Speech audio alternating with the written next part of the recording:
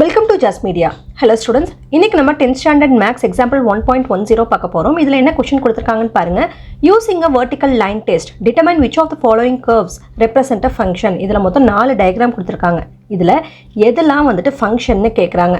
இப்போ ஒரு கிராஃப்ல ஒரு கர்வ் இந்த கர்வ்ஸ் கொடுத்திருக்காங்க. இதுல வந்துட்டு எதை பேஸ் பண்ணி அந்த கர்வ் வந்துட்டு ஃபங்க்ஷனா இல்லையா அப்படிங்கறத கண்டுபிடிக்கணும்னா ஃபர்ஸ்ட் நம்ம அந்த கர்வ் ஒரு இடத்துல மட்டும் இன்டர்செக்ட் ஆயிருக்கா இல்லை ஒன்றுக்கு மேற்பட்ட இடத்துல இன்டர்செக்ட் ஆயிருக்கான்னு பார்க்கணும்.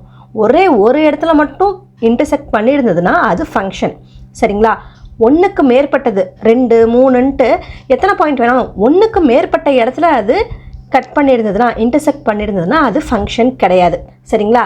இப்போது இந்த ஃபஸ்ட்டு டயக்ராம் பாருங்கள். இதில் இந்த கிராஃபில் இந்த கர்வ் வந்துட்டு இப்படி இருக்குதா?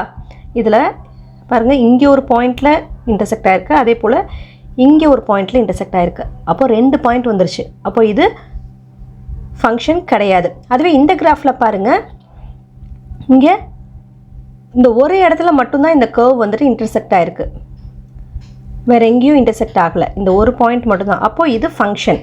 அதுவே இங்கே பார்த்தோம்னா இங்கே ஒரு பாயிண்ட் இங்கே ஒரு பாயிண்ட் 2 பாயிண்ட் வந்துருச்சு. அப்போ இது ஃபங்க்ஷன் கிடையாது.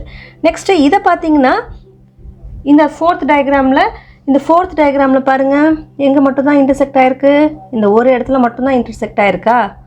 அப்போது இது ஃபங்க்ஷன். புரியுதுங்களா? ஸோ இந்த ஃபஸ்ட் டயக்ராமுக்கு என்னென்னு எழுதணும்னு பார்த்தீங்கன்னா, first சப்டிவிஷனுக்கு as the graph intersect at 2 points, as the graph intersect at 2 points, it is not function. It is not function. அதே செகண்ட் சப்டிவிஷன் பாருங்கள், இதில் வந்துட்டு ஒரே ஒரு பாயிண்ட் தான் இன்டர்செக்ட் ஆகிருக்குன்னு சொல்லியிருக்கோம். அப்போது இதுக்கு என்னென்னு எழுதணும்? as the graph intersect at 1 point. இது 1 பாயிண்டில் மட்டும் இன்டர்செக்ட் ஆகிருக்கிறதுனால இட் இஸ் ஃபங்க்ஷன். ஓகேவா? நெக்ஸ்ட்டு தேர்ட் சப்டிவிஷன் பாருங்கள். இந்த டயக்ராமில் என்ன சொன்னோம்? 2 இடத்துல வந்துட்டு இன்டர்செக்ட் ஆகுது. ஓகேவா? அப்போது இதுக்கு as the graph சேம் அதே தான் எழுத போகிறோம். Intersect at 2 points. இப்போது இது என்னது? It is not function.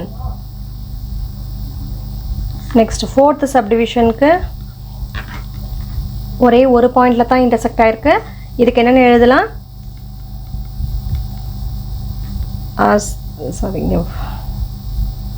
as the graph intersect at 1 point. அப்போது இது என்னது? it is function. ஓகேவா? சிம்பிள் தான். 2 பாயிண்ட்டு அல்ல 2 பாயிண்ட்டுக்கு மேலே உள்ள பாயிண்ட்ஸ் வந்து இன்டர்செக்ட் ஆகிருந்ததுன்னா அது ஃபங்க்ஷன் கிடையாது. ஒரே ஒரு பாயிண்ட் மட்டும் இங்கே இந்த கர்வில் இன்டர்செக்ட் ஆகிருந்தது தான் இந்த கிராஃபில், அது வந்துட்டு என்னது? ஃபங்க்ஷன். ஓகேங்களா? அவ்வளோதான் இந்த சம்.